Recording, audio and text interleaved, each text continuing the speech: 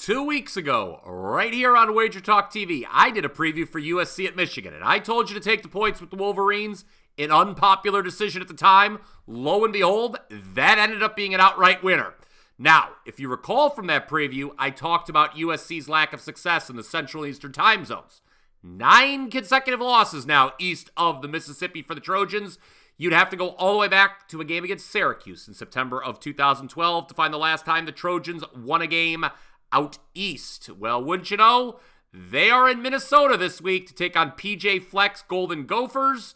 Truth be told, I've always thought Fleck's row the boat gimmick was pretty dumb, but I will be taking Minnesota plus the points Saturday night at 7:30 Eastern. Now, after losing to a Michigan team that was basically running a service academy-style offense, USC returned home last weekend to face Wisconsin. It's true they ended up winning that game 38-21 and covered the spread as 13.5-point favorites. But the Trojans actually trailed by double digits in the first half.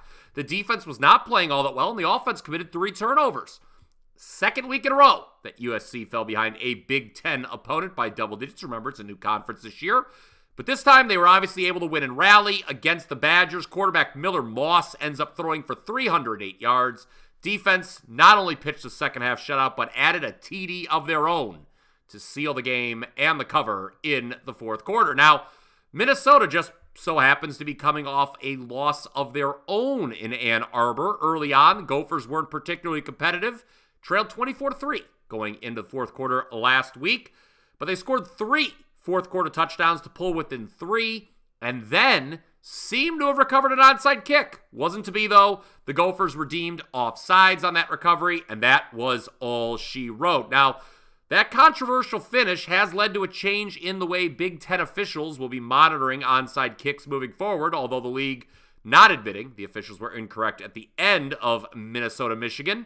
But, nevertheless, odds makers have USC as an 8.5-point favorite here. Again, I think that's too many for a team that's trailed by double digits in both Big Ten games so far. And they also, remember, could have lost to LSU in the season opener. Big home game versus Penn State on deck for the Trojans, so might they be overlooking Minnesota here? What we do know is head coach Lincoln Riley historically has been horrible as a road favorite. Just 8-18 against the spread in that role. And that doesn't even fully take into account USC's history of poor play in the Central and Eastern time zones that I mentioned earlier. And then there's this. In 4 games this year, USC has gotten to face 3 backup quarterbacks: Utah State, Michigan, and Wisconsin. Here, we know Max Brosmer, the transfer from New Hampshire, is the guy at quarterback for Minnesota. Brosmer last week, 27 of 41 for 258 yards against Michigan. And Brosmer can always hand the ball off to running back Darius Taylor, who should be able to get going here after facing 2 top-tier run defenses the last 2 weeks. I, of course, am talking about Iowa and Michigan.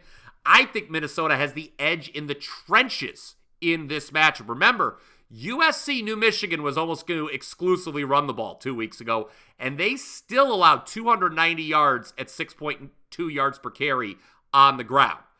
Now, in addition to liking the points here, I also like the under. That number is 51, which I think is too high, obviously. Tempo-wise, neither of these offenses play all that fast. The under is pretty much correlated with the bet on Minnesota plus the points. So you could take USC under a team total of 30.5, which you can find at DraftKings, minus 120. That's if you'd rather just make 1 bet instead of 2.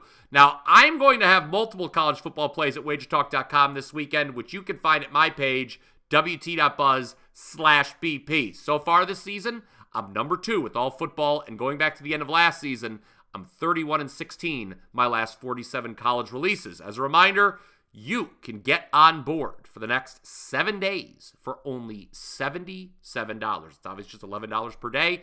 That will get you not only all of my college football for the next 7 days, but also NFL, MLB playoffs, and soccer. I am 80% 8-2 with NFL sides thus far, and number 1 in soccer, up 43.4 units since April.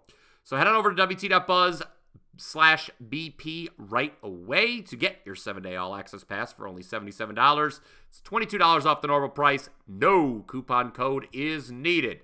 Again, for USC Minnesota, I like the points and the under. Good luck, everybody. Until next time, let's cash some tickets.